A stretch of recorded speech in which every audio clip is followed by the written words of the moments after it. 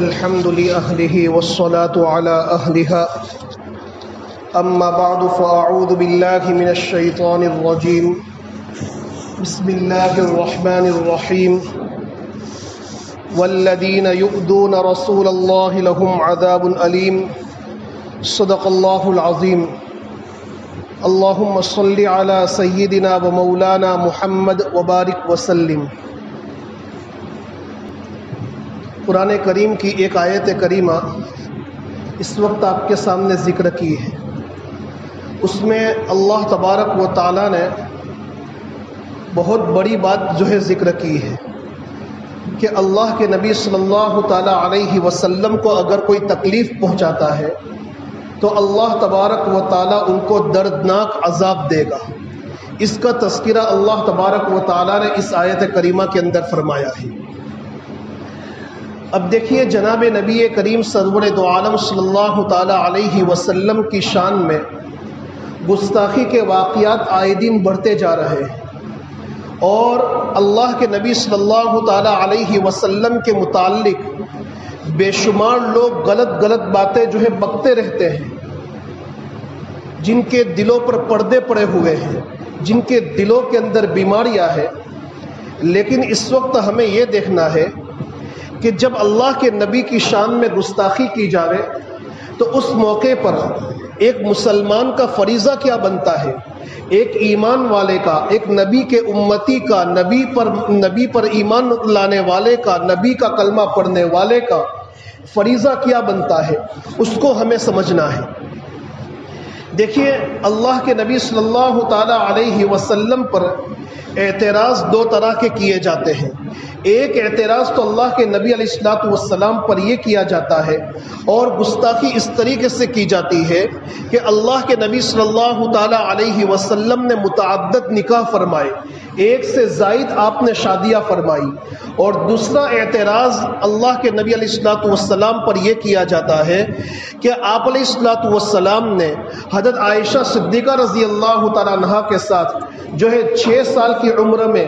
شادی کی اور 9 سال کی عمر میں حضرت عائشہ صدیقہ رضی اللہ تعالیٰ عنہ کی عمر جب 9 سال کی ہوئی تو رخصتی عمل میں آئی. تو اتنی کم عمری کے اندر اللہ کے نبی علیہ الصلوۃ والسلام نے ان کے ساتھ نکاح کیوں فرمایا؟ اور ان دونوں باتوں کو لے کر اللہ کے نبی علیہ الصلوۃ والسلام کی شان میں نامعلوم ایسی گندی باتیں بولی جاتی ہیں کہ ایک ایمان والا، ایک نبی کا کلمہ پڑھنے والا، نبی کی محبت کا دم بھرنے والا قطعاً اس کو برداشت نہیں کر سکتا. اور وجہ اس کی یہ ہے کہ آج ہم کو عبادت کرنے کا، سجدہ کرنے کا جو صحیح سلیقہ اور طریقہ ملا ہے وہ جناب محمد الرسول اللہ صلی اللہ تعالی علیہ وسلم کے صدقے میں ملا ہے. اسی لیے جو ہے ایک مسلمان، ایک مومن بندہ سب کچھ برداشت کر سکتا ہے. اگر کوئی ہماری برادری کو گالی دے دے، ہماری ذات کو گالی دے دے، ہماری اولاد کو گالی دے دے، یہ چیز ہم برداشت کر سکتے ہیں. لیکن اگر کوئی آدمی ہمارے نبی کی شان میں گستاخی کر دے، ایک مسلمان اور ایک ایمان والا بندہ یہ قطعاً برداشت نہیں کر سکتا.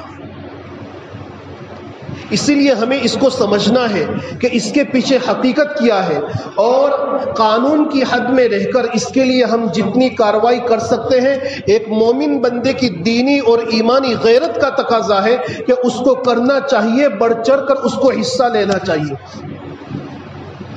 یہ ایک مومن کی دینی اور ایمانی غیرت کا تقاضا ہے. میں آپ کو ایک مختصر چند باتیں بتلاتا ہوں. دیکھیے اللہ کے نبی علیہ الصلوۃ والسلام کو جو تکلیف پہنچاتا ہے، جو مذاق کرتا ہے، قرآن کیا کہتا ہے؟ قرآن کریم کے اندر اللہ تبارک و تعالیٰ نے ارشاد فرمایا ان الذین یؤذون اللہ ورسولہ. قرآن کریم کی آیت کریمہ اس وقت میرے ذہن سے نکل رہی ہے جس میں اللہ نے ارشاد فرمایا کہ جو انسان اللہ کے نبی صلی اللہ تعالی علیہ وسلم کو تکلیف پہنچاتا ہے تو اس کے لیے دردناک عذاب ہے. یہ اللہ تبارک و تعالیٰ نے قرآن مجید کے اندر ارشاد فرمایا. وہ آیت کریمہ اس وقت میرے ذہن سے نکل رہی ہے. تو دیکھیے ہاں والذین یؤذون رسول اللہ لہم عذاب علیم، کہ جو اللہ کے رسول صلی اللہ تعالی علیہ وسلم کو تکلیف پہنچاتے ہیں تو اللہ تبارک و تعالیٰ نے ان کے لیے دردناک عذاب تیار کر کے رکھا ہے، ان کے لیے دردناک عذاب ہے۔ اللہ تبارک و تعالیٰ ان کو جو ہے کبھی بھی چھوڑے گا نہیں۔ آپ دیکھیے دنیا، آپ پوری تاریخ اٹھا کر دیکھ لیجئے، جس نے اللہ کے نبی صلی اللہ تعالی علیہ وسلم کی شان میں گستاخی کی، اللہ تبارک و تعالیٰ نے اس کو نامراد فرمایا، اللہ تبارک و تعالیٰ نے اس کی نسلوں کو مٹا کر رکھ دیا۔ ولید ابن مغیرہ جو اللہ کے نبی کی شان میں بڑی گستاخی کیا کرتا تھا، اللہ تبارک و تعالیٰ نے قرآن کریم کے اندر اس کے متعلق ارشاد فرمایا کہ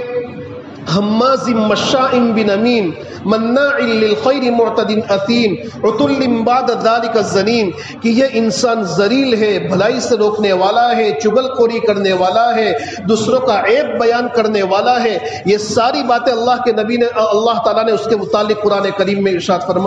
فرمایا کہ وہ بڑا ظالم ہے، پاپی ہے، عتل بعد ذلک الزنیم، اور وہ حرام زادہ ہے۔ قرآن کریم کے اندر اللہ نے ارشاد فرمایا جو لوگ اللہ کے نبی علیہ الصلوۃ والسلام کو کاہن کہتے تھے، مجنون کہتے تھے، نعوذ باللہ پاگل کہتے تھے، اللہ تبارک و تعالیٰ نے اپنے نبی کو فرمایا کہ ما انت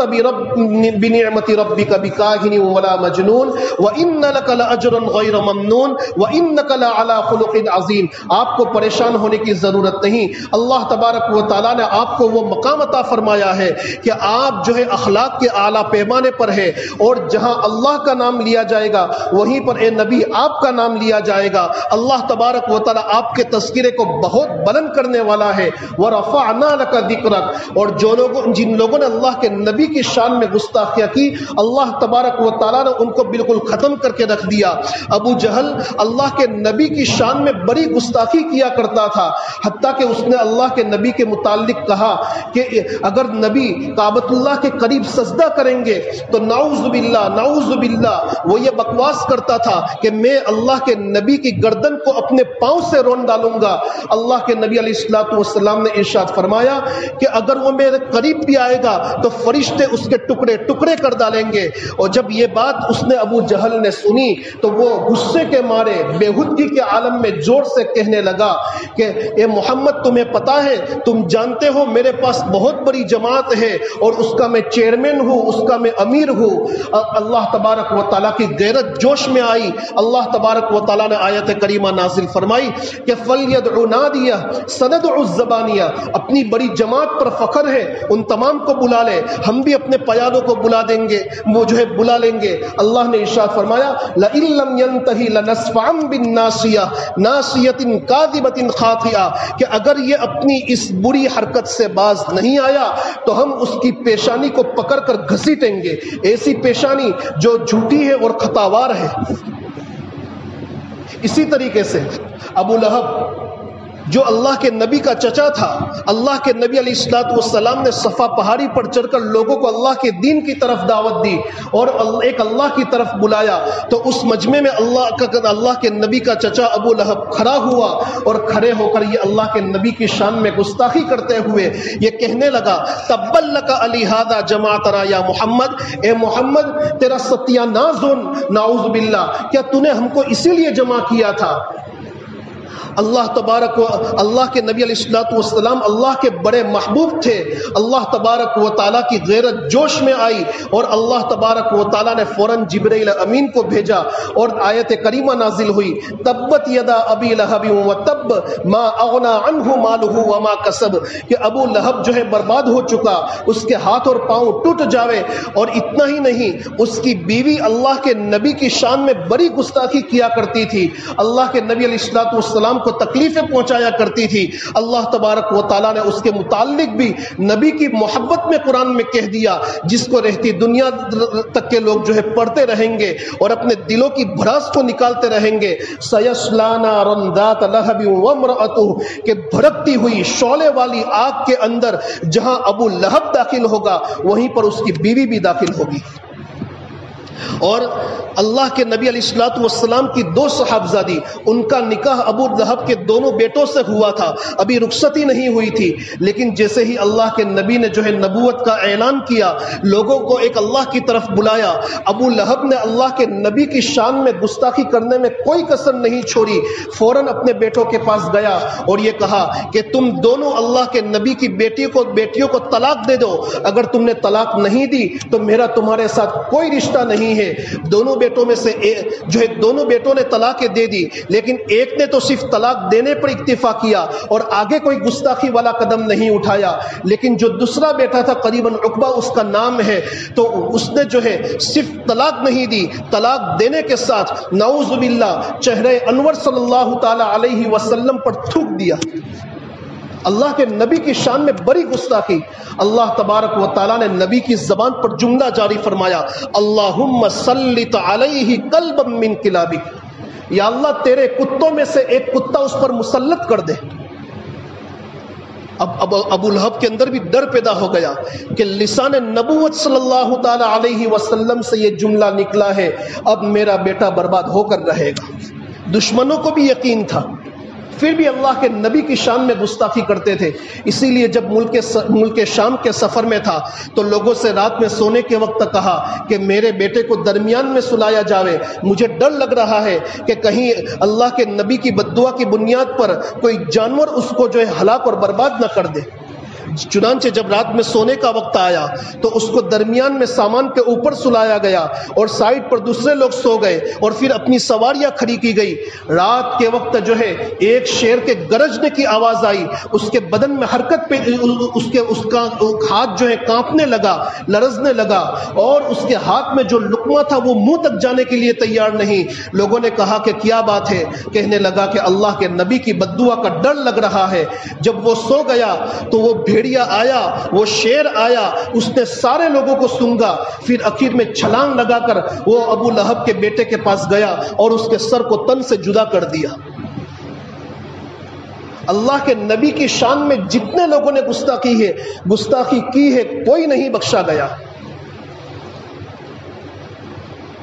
حضرت ابوبکر صدیق رضی اللہ تعالیٰ عنہ کے والد جن کا نام ہے حضرت ابو قحافہ، ان کی کنیت ہے ابو قحافہ رضی اللہ تعالیٰ عنہ، جب اسلام نہیں لائے تھے، اسلام لانے سے پہلے ایک مرتبہ حضرت ابوبکر صدیق رضی اللہ تعالیٰ عنہ کے سامنے اللہ کے نبی کی شان میں گستاخی کر دی، کوئی گستاخی والی بات کہہ دی۔ حضرت ابوبکر صدیق رضی اللہ تعالیٰ عنہ نے اپنے والد کو اتنے زور سے چانٹا مارا، اتنے زور سے تماچا مارا کہ جس کی بنیاد پر ان کے والد زمین کے بل گر پڑے۔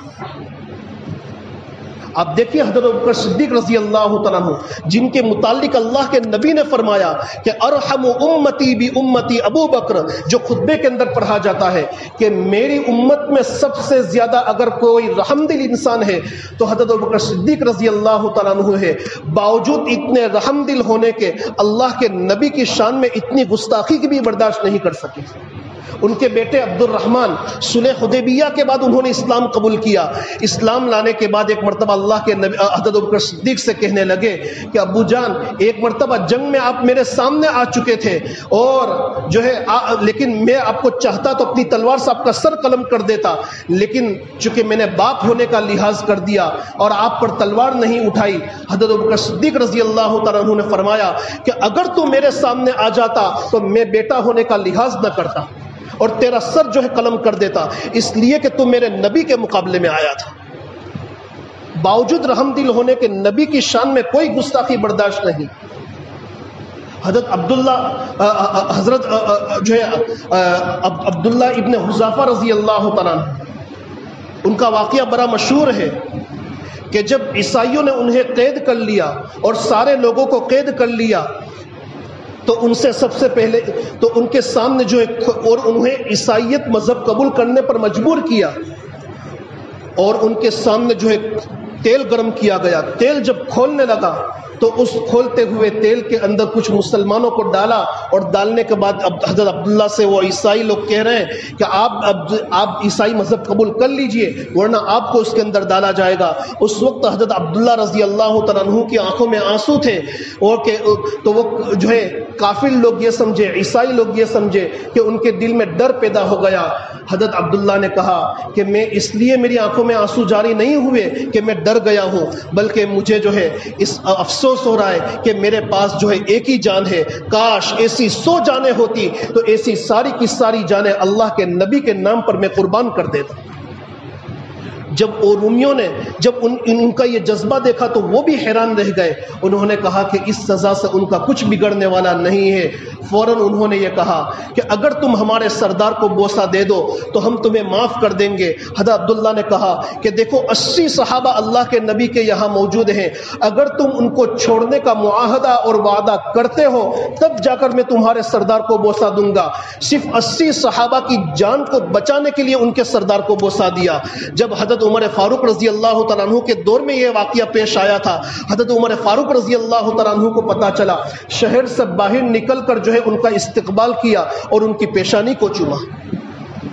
قرآن یہ کہہ رہا ہے ان الذین یحادون اللہ ورسولہ ان الذین یحادون اللہ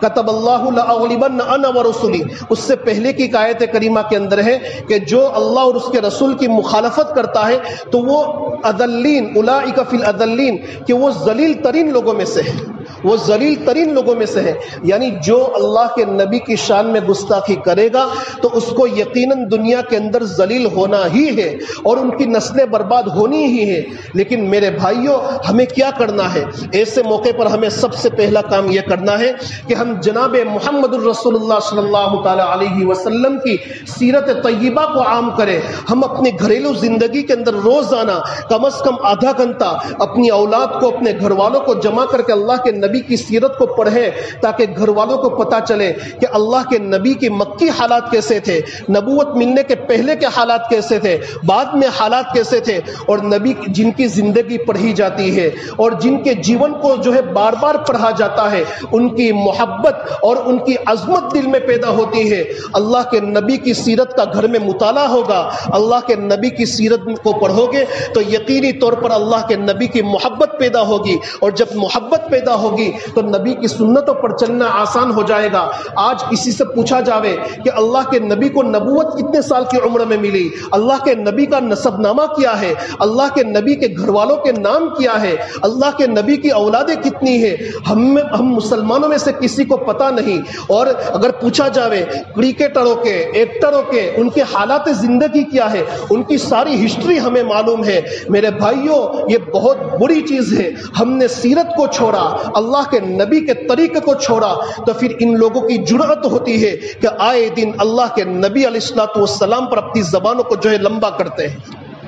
یہ جو زبان درازی، اگر مسلمان 100% اللہ کے نبی کے طریقوں پر چلنے والا ہو جاوے، مسلمانوں کی زندگی کے اندر اللہ کے نبی کے سارے طریقے آ جاوے، ان کی مجال نہیں ہے کہ اللہ کے نبی کے متعلق کچھ بھی کہہ سکے۔ اسی لیے نیت کرو کہ اللہ کے نبی کی سنتوں پر عمل کریں گے۔ اللہ کے نبی علیہ الصلوۃ والسلام ارشاد فرماتے ہیں کہ من حافظ سنتی، جس نے میری سنتوں کی حفاظت کی، میری سنتوں کو اپنی زندگی کے اندر پیدا کیا، تو اکرمہ اللہ باربعین، اللہ 4 چیزوں کے ذریعے سے اس کا اکرام فرماتے ہیں۔ نمبر 1، المحبت فی قلوب البررہ، نیک لوگوں کے دلوں میں اللہ ان کی محبت پیدا کرے گا۔ والہیبۃ فی قلوب الفجرہ، برے اور شرکش قسم کے لوگ ہیں، بدکار قسم کے لوگ ہیں، جو بھائی گیری کرنے والے ہیں، ان کے دلوں کے اندر اللہ تبارک و تعالی رعب پیدا کر دے گا۔ والثقۃ فی الدین والسعۃ فی الرزق، رزق کے اندر اللہ تعالی وسعت عطا کرے گا، اور دین کے اندر اللہ تبارک و تعالی جو ہے محبت رسول کی بنیاد پر جو ہے مضبوطی عطا کرے گا۔ تو ہمیں چاہیے کہ سب سے پہلا کام جو ہے سنت رسول پر عمل کریں، اپنے گھروں کے اندر جو ہے سیرت رسول صلی اللہ تعالی علیہ وسلم کے عنوان سے کتابیں لاوے اور روزانہ آدھا گھنٹہ اس کو پڑھ کر سناوے، اور اللہ کے نبی علیہ الصلوۃ والسلام پر روزانہ درود شریف کا اہتمام کریں۔ اللہ کے نبی کے دربار میں ہمارا درود، جو ہم درود پڑھتے ہیں، وہ اللہ کے نبی کے دربار میں ہمارا نام لے کر پہنچایا جاتا ہے، تو اللہ کے نبی علیہ الصلوۃ والسلام پر درود پڑھنے کا بھی اہتمام کریں۔